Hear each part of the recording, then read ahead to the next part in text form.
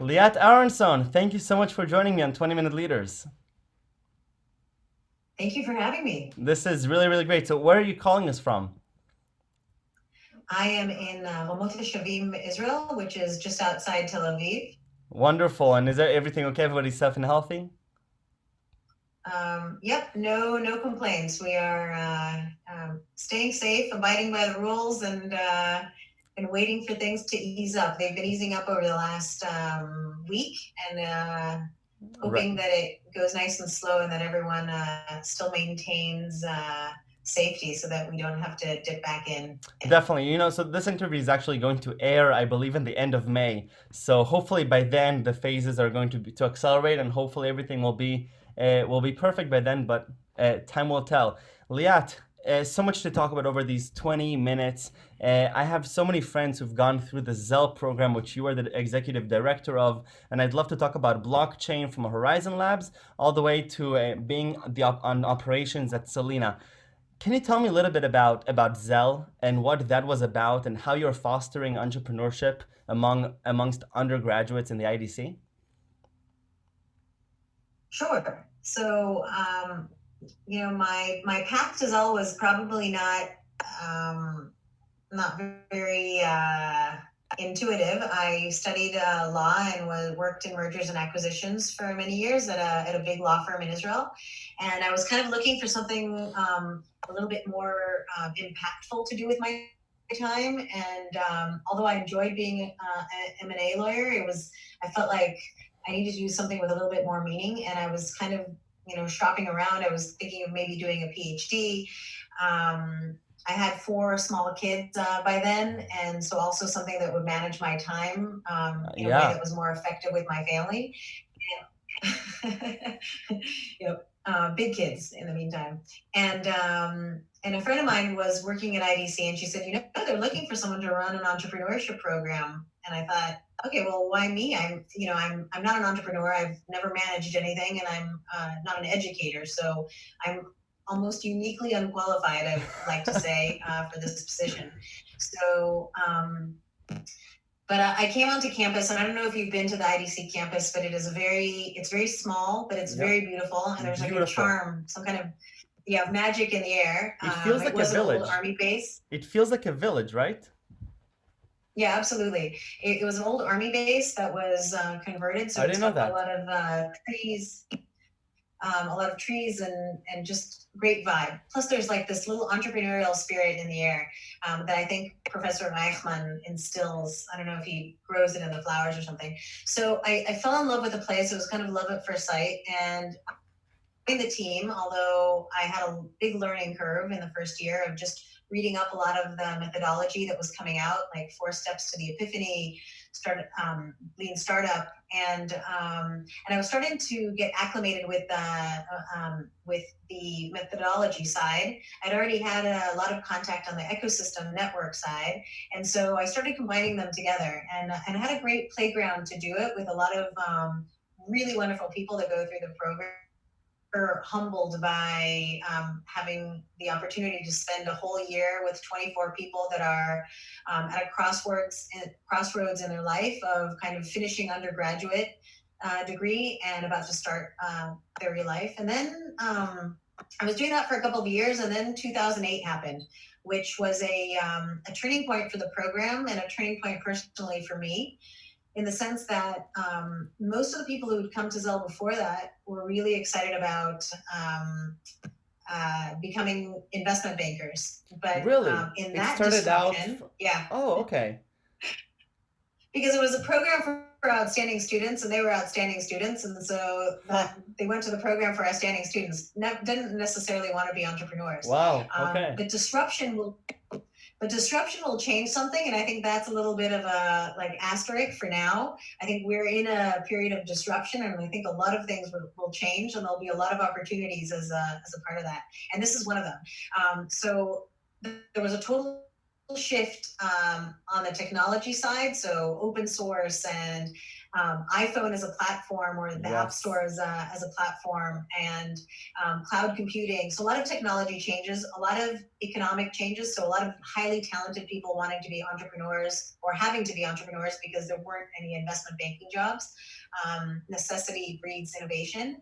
And I think that combined allowed for younger entrepreneurs to be able to be more successful. So from 2008 on, we started having more and more ventures really out there in the world. Some exits, which I'm proud of, but I'm actually prouder of the fact that I think today there are about 3,500 people employed in Zelle alumni companies, Wow. and that's we're 20 years Wow. into the program. So, Liat, Zell really, just to give context to a lot of my friends at Stanford who are viewing this, Zell really is in Israel it's analogous to the Stanford Business School of the US. So really it is known as one of the best entrepreneurship schools in Israel. I'm just speaking from my time at 8200 and all my friends who went through the program. It's one of the prestigious programs to get into that a lot of people just love and really give credit for. What do you think? And but there are a lot of entrepreneurship programs, a lot of accelerators. What do you think allowed Zelle to really foster itself to becoming this hub of success that it's seen? Well, first of all, thank you for the compliments. I think Stanford is definitely up there, and I think kind of like Stanford's history, which was a lot to do with timing and a sense of the president of the university being able to recognize that there's an opportunity in combining between the forces of kind of commerce and military government spending. I think the same thing was happening here with that 2008. So I think younger entrepreneurs were becoming it became more accessible. It didn't become easier, more accessible. And I think the IDC in particular and Zelle as a conduit were great places for hatching that. And that's because most of our teaching comes from real world practitioners, people who have done in the past. And this program is very, very hands on. We do have some academic courses, but most of the programming is actually about rolling up your sleeves and trying and failing and getting up again. It's also the ethos of Sam Zell, who doesn't believe there's any such thing as a failure. You just have setbacks and then you get up and you go again. He's also not a big believer in setting limitations. He just believes that he can do something and plows forward. And I think that ethos and the support that we got, not only from IDC, but also from Sam Zell and his generous donation, we're able to give a lot of almost like a safety net. And if you can kind of visualize like one of those safety nets, but it's so tight that when you land, you actually are able to bounce right back up, almost like a trampoline. And I think that's really what the program infrastructure was able to harness. The entrepreneurs were kind of there. I think there's a lot at IDC, not only in Zelle, obviously a lot of entrepreneurs in Israel, not only at IDC. And I think Zelle was just a really ripe kind of almost like a sandbox for people to try things, fail, and get up again. A lot of our entrepreneurs, our Zelle alumni entrepreneurs, didn't create their venture in the program. They created it even a couple of years out. We're still very close with everyone, and we're a very tight ecosystem. And sometimes the right time isn't when you're studying; it's a couple of years out. Yeah, and I think that's pretty comparable to a lot of entrepreneurship accelerators where you're fostering these skills, you have an opportunity to go and break barriers and try your luck at things that are very high risk, and you don't actually fail, you just have setbacks. And your next ventures, you maintain this knowledge and experience that you've accumulated, and obviously they're still a part of the Zilla community. That's huge.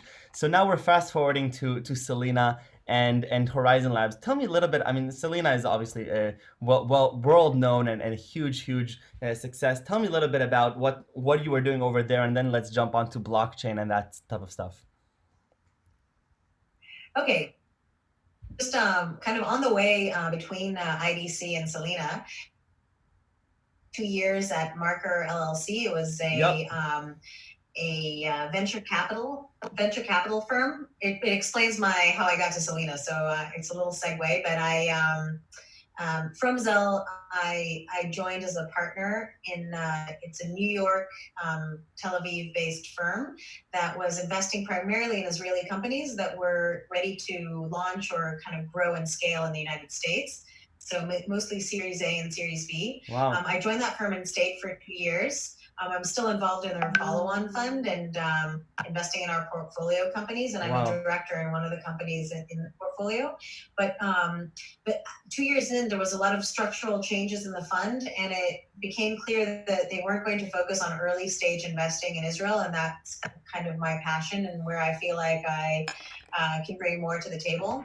Plus, I really missed kind of being, in the hands-on world as opposed to, the sitting and mostly getting to say no world, which is part and parcel of being an investor and being a good investor and seeing a lot of deal flow, but having to eventually say no.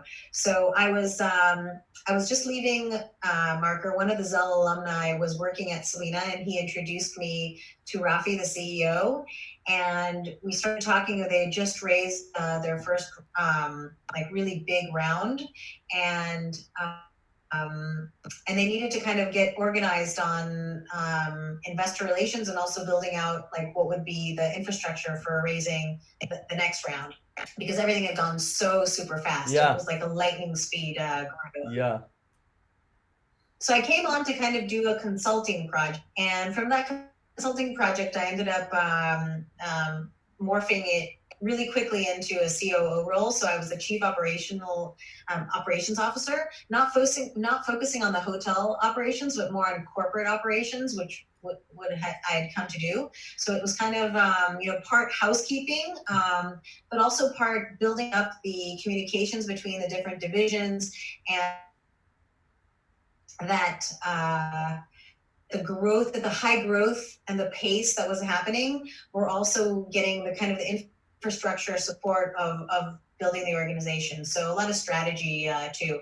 Really, really fun. A lot of travel, great people, incredible people. Just kind of the ride of my life. But it was very, very intense. And after a year, I just realized that although I was absolutely in love with the operational part, of being hands-on, I felt like probably something smaller would be more suitable to me. So at the time when I was still in Selena, I was visiting Panama about once a month because that's where Selena was headquartered at the time. And my cousin, who I grew up with in LA, had in the meantime moved to Panama. So it was great to reconnect with him, and I was spending a lot of time with him. He transitioned into blockchain, and I was kind of following his journey through it. And when I was about to leave Selena, he offered me another consulting project, this time to help create a commercial entity out of the public blockchain infrastructure that's Horizon. And the goal of this company is actually to create a technology that a really, really complicated proving system that allows the creation of smaller blockchains, but really, really easy and inexpensive, but with all of the security features that are enabled with a very robust public blockchain infrastructure.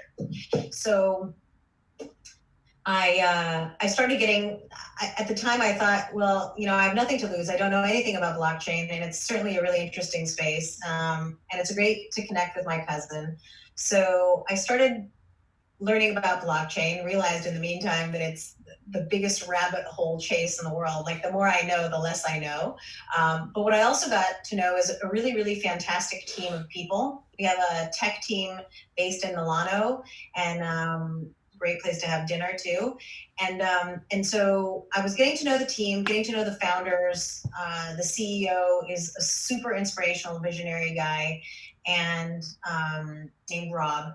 And the whole team of people, whether it's the strategy team, the marketing team, the Zen Blockchain Foundation, all of the business development, and of course all of the product and engineering, just great, great, great people. And when they decided to create this entity and raise money for it, Dean, my cousin, asked me, well, why don't you join as a founder? And I thought, well, a founder I haven't been in my long list of career titles. And so I decided to kind of take the risk and the plunge and jump right in.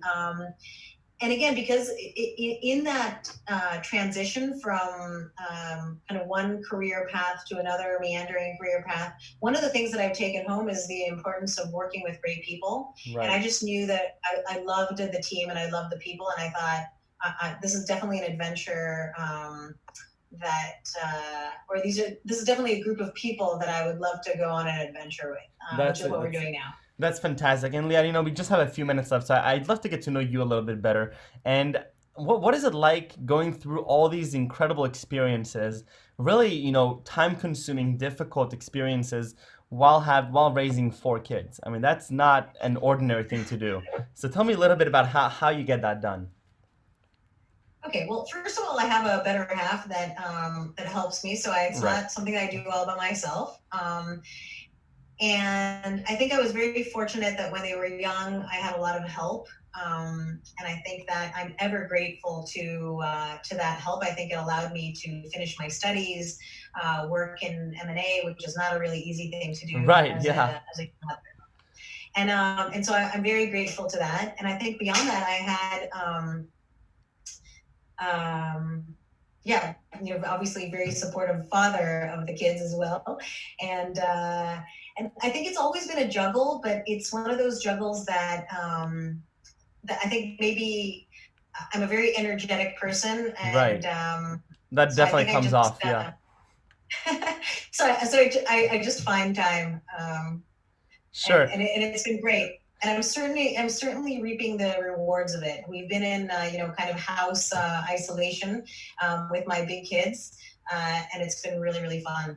I'm sure, but still you have. I mean, you can't manage to sleep a lot, and you're moving from different industries, and you have to train yourself into sort of becoming an expert in these different industries because you are a leader in these different industries.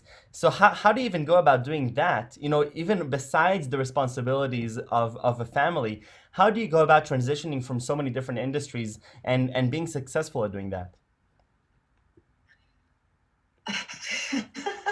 um, I'm asking for well, myself. Yeah, I want to get these tips. so first of all, I can assure you that there are many nights and days where I don't feel very successful. I mean, I think in the overall, yeah, I somehow managed to do it, but there are definitely days where I think, I was absolutely ruinous at both.